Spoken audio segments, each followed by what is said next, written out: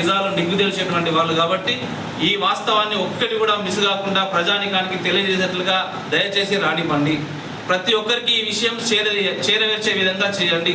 మళ్ళీ నేను చెప్తా ఉన్నా, ఇంకా 15 రోజులు టైం తీసుకున్నా పర్వాలేదు.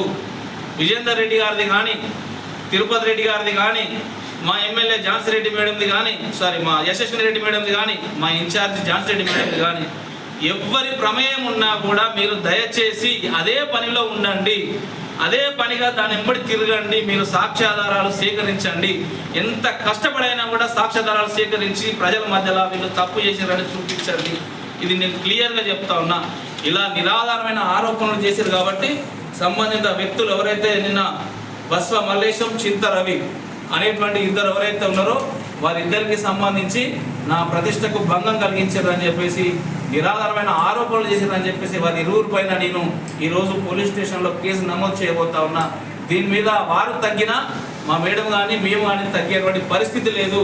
ఒకవేళ వారు ఇంట్లో ఉన్న పూర్తి స్థాయిలో అమ్మిన వారిని, కొన్న వారిని, మధ్యవర్తులని అందరినీ పిలిపించి సంబంధిత అధికారుల ద్వారా పూర్తి విచారణ చేపట్టి అతి త్వరలో అసలు దోషులు ఎవరు, అసలు ఏం జరిగింది అనేటువంటి దాని మీద పూర్తిగా చర్యలు చేపట్టక తప్పదు. అట్ ద సేమ్ టైం మా పార్టీలో ఉన్నటువంటి ఎవరైనా తప్పు చేస్తే మా మండల పార్టీ అధ్యక్షుల ద్వారా, బ్లాక్ పార్టీ అధ్యక్షుల ద్వారా, మా ఇన్ఛార్జి గారి ద్వారా వారిని ఖచ్చితంగా తక్షణమే సస్పెండ్ చేస్తాం.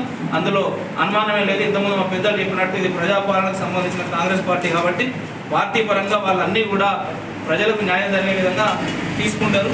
కాబట్టి ఆకాశానికేసి ఉమ్మితే ఎవరైతే మా ఝాన్సీ రెడ్డి గారు, మా యశస్వి రెడ్డి గారు ఉన్నారో, ఎవరైతే వారిని ఆకాశానికేసి ఉమ్మితే ఆ ఉమ్ము తిరిగి మనమోహన్ మీదనే పడతారో దయచేసి బీఆర్ఎస్ పార్టీ నాయకులు గమనించాలి.